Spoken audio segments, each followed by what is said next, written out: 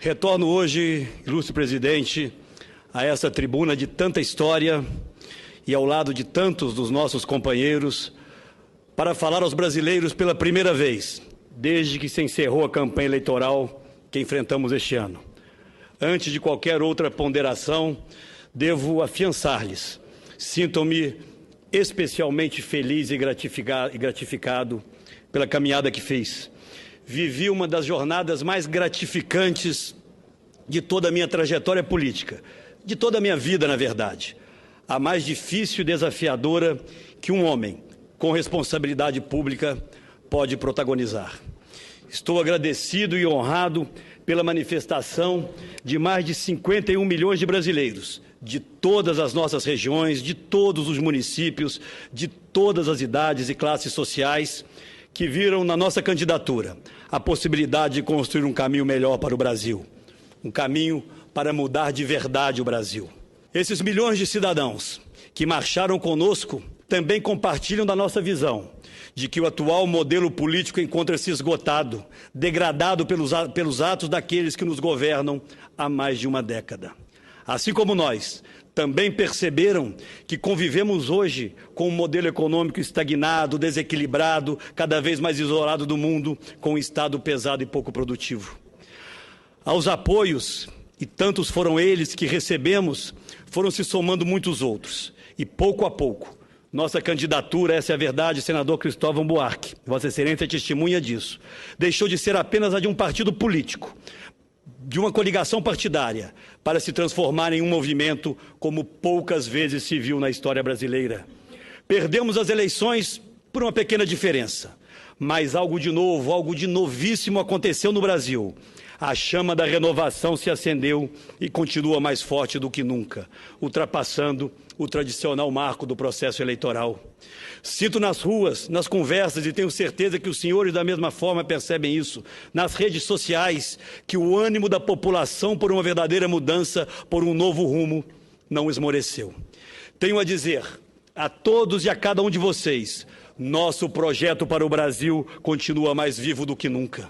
Travamos nessas eleições uma disputa desigual, uma disputa em que os detentores do poder usaram despudoradamente o aparato estatal para se perpetuarem por mais 4 anos no comando do país. Essa é a verdade. Adotou-se um vale-tudo nunca antes visto na nossa história. Nossos adversários cumpriram o aviso dado ao país de que nas eleições se pode fazer o diabo. E fizeram. Mostraram que não enxergam limites na luta para se manter no poder. A má-fé com que travaram a disputa chegou às raias do impensável, do absurdo, e agrediu a consciência democrática do país. Primeiro atingiram Eduardo Campos, depois Marina Silva, e por último fui eu, o seu alvo preferencial. Mais grave ainda, espalharam o medo entre pessoas humildes, manipularam o sentimento de milhares de famílias, negando-lhes o livre exercício da cidadania. Essa intimidação e essa violência só tem paralelos em regimes que demonstram muito pouco apreço pela democracia. Nesse vale-tudo eleitoral, legitimaram a calúnia e a infâmia como instrumentos da luta política. Usaram a mentira para tentar assassinar reputações. Mais importante que tudo isso é saudar o novo Brasil que surgiu das urnas. E é esse o fato mais marcante, extraordinário e maravilhoso dessas eleições, que a história haverá de registrar. Nós assistimos, senhoras e senhores, o despertar de um novo país. Um país sem medo, um país crítico, um país mobilizado, um país com voz e convicções. Um país que não aceita mais o discurso e a propaganda, que tenta sempre justificar o injustificável, que tenta esconder a realidade.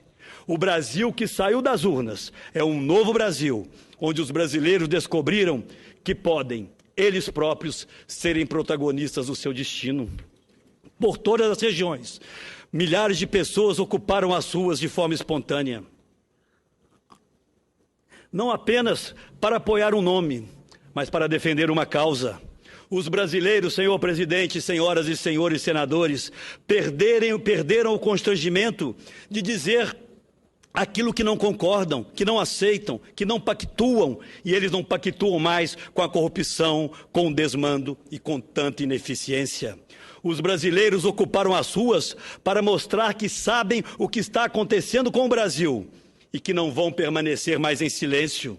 E eu me sinto particularmente honrado em ter podido ser parte desse movimento.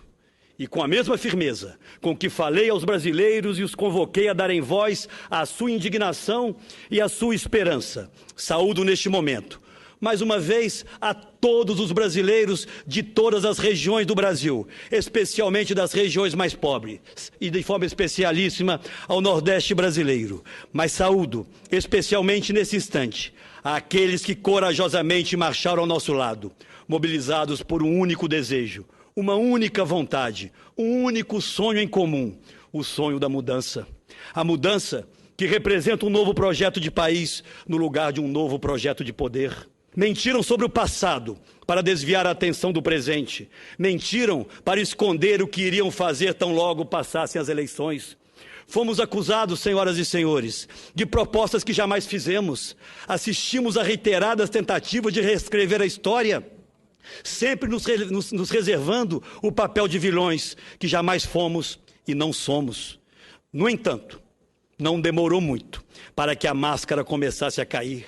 O Brasil, escondido pelo governo na campanha eleitoral, está se revelando a cada dia. Alertei durante todo o processo sobre os riscos da inflação e, perante toda a nação, a presidente insistiu em negar o problema evidente da alta de preços e da carestia. O desenrolar dos fatos mostrou quem tinha razão. Apenas 3 dias, senhoras e senhores, após as eleições, o Banco Central elevou os juros já escorchantes da nossa economia e não sei se irá parar por aí. Para a presidente, em sua campanha, elevar os juros era retirar comida do prato dos mais pobres. Pois bem, se isso era verdade, foi o que ela fez, logo que venceu as eleições, prejudicando os brasileiros mais carentes. E sabia que iria fazer isso. O governo escondeu, senhor presidente, o rombo das contas públicas brasileiras o quanto pôde, que registraram em setembro o pior resultado da nossa história, 20 bilhões de rombo em um único mês. Resultado, desde o início do governo Dilma, a dívida pública brasileira já cresceu mais de 8 pontos do PIB apenas nesse período. A presidente já está fazendo aquilo que disse que não faria. Na próxima semana, teremos o aumento da gasolina e já nesta semana tivemos aumento de tarifas de energia que sofrerão reajustes que simplesmente anulam toda a redução obtida com a truculência da intervenção aqui denunciada por nós, a vida no setor elétrico nos últimos anos. Me orgulho, senhoras e senhores, de ter feito a campanha da verdade. Mas a grande verdade é que tudo isso parece não importar aos donos do poder. Comemoram até hoje. Ganhamos, devem estar dizendo. E é isso que deve importar. Quem falou a verdade foi taxado de pessimista, de ser contra o Brasil, e quantas vezes ouvi essas acusações. Mas, senhoras e senhores, a história rapidamente mostrou quem tinha razão. Esconder, camuflar, virou a rotina deste governo. Só não conseguiram esconder os escândalos de corrupção porque os delatores, que faziam parte do esquema, resolveram falar a verdade para diminuir suas penas. E todo esforço, feito inclusive nesta casa, para inibir as investigações da CPMI foi em vão. Os fatos falaram mais alto. Agora, os que foram intolerantes durante 12 anos falam em diálogo. Pois bem, qualquer diálogo estará condicionado ao envio de propostas que atendam aos interesses dos brasileiros e, principalmente, e chamo a atenção desta casa e dos brasileiros para o que vou dizer, qualquer diálogo tem que estar condicionado especialmente ao aprofundamento das investigações e exemplares punições àqueles que protagonizaram o maior escândalo de corrupção da história desse país, já conhecido como Petrolão. A triste realidade é que o governo não se preparou para controlar a inflação, recuperar o controle fiscal e reduzir nosso desequilíbrio externo para voltarmos a crescer e gerar empregos de maneira sustentável. O que se observa hoje é um governo ainda sem um plano econômico, aliás, sem plano algum que tenha sido trazido ao conhecimento da sociedade brasileira, exceto pela ameaça de aumento da carga tributária e de mudanças em direitos dos trabalhadores, como o seguro-desemprego, contra os quais, desde já, nos posicionamos. Ainda que por uma pequena margem, o desejo da maioria dos brasileiros foi que nos mantivéssemos na oposição. E é isso que faremos, com ânimo redobrado. E é isso que faremos, conectados com o sentimento de metade do país, que temos hoje a responsabilidade de representar.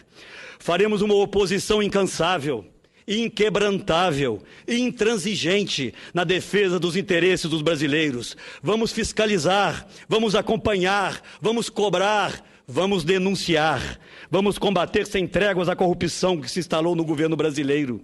E mesmo sendo minorias no Congresso, vamos lutar para que o país possa avançar nas reformas e nas conquistas que precisamos alcançar. E a nossa prioridade, senhoras e senhores, deverá continuar a ser a mesma que teríamos se fôssemos governo. Sempre os mais pobres, sempre a diminuição das desigualdades que ainda nos afrontam, que ainda nos envergonham. É hora, senhoras e senhores, de olharmos para frente, de cuidar do presente, para prover o futuro que o Brasil e os brasileiros merecem ter. 3 compromissos fundamentais vão orientar a nossa luta: o compromisso com a liberdade, com a transparência e com a democracia. É nosso desejo verdadeiro contribuir para que o país avance através das reformas que os brasileiros há tanto tempo esperam e há tanto tempo buscam, como a reforma política e a reforma tributária. É hora de o Brasil conhecer as bases da proposta de reforma política do governo até hoje omitida, porque deverá ser debatida e aprovada neste Congresso, legitimamente eleito, e depois, sim, submetida através de referendo ao crivo da sociedade brasileira. Qualquer outro caminho é mais uma tentativa diversionista para tentar distrair o país de outros graves problemas que estamos enfrentando e ainda vamos enfrentar. É nosso compromisso, senhoras e senhores, transformar o Bolsa Família em política de Estado para livrar o país definitivamente da chantagem eleitoral que se repete eleição após eleição a céu aberto, sem qualquer constrangimento. Da mesma forma, vamos trabalhar incessantemente para dar à segurança pública patamar de política de Estado para pôr fim às omissões do governo central nesta área. Vamos cobrar cada uma das propostas para a melhoria da qualidade da nossa educação básica, senador Cristóvão Buarque, ainda tão fragilizada e carente de recursos e de esforços convergentes. É crucial recuperar imediatamente os patamares de investimento em saúde pública para revertermos o quadro dramático de desassistência em todo o país. Saúdo na família de Eduardo Campos, de sua esposa Renata e seus filhos, cada família brasileira que uniu gerações no sonho de mudar o Brasil. Saúdo em Marina Silva, a capacidade de priorizar acima de tudo o amor ao Brasil. A ela, meu imenso respeito pessoal e a certeza de que mais do que nunca seu protagonismo se faz necessário para consolidarmos a grande travessia. Nos companheiros do PSDB, saúdo o encontro e o reencontro com a nossa história, nossos princípios e nossos compromissos com o país. E me permito homenagear a todos na figura, esse sim, do grande estadista Fernando Henrique Cardoso, ex-presidente da República. Aos nossos aliados, e tantos deles aqui presentes, saúdo o desprendimento e a crença inabalável em uma nação forte, justa, mais igual. A oposição, a partir de agora, não terá a voz de um único líder. Seremos todos porta-vozes de um inédito sentimento por mudanças que galvanizou todo o país. E me dirigindo respeitosamente àqueles que venceram essas eleições e que democraticamente cumprimento, reafirmo que, ao olharem para as oposições no Congresso Nacional, não contabilizem apenas o número de cadeiras que aqui ocupamos, seja no Senado, seja na Câmara. Enxerguem, através de cada gesto, de cada voto, de cada manifestação de cada um dos nossos, a voz estridente de mais de 51 milhões de brasileiros que não aceitam mais ver o Brasil capturado por um partido e por um projeto de poder. É a esses brasileiros que quero garantir ao final, de forma muito clara: nossa travessia não terminou. Nós não vamos nos dispersar.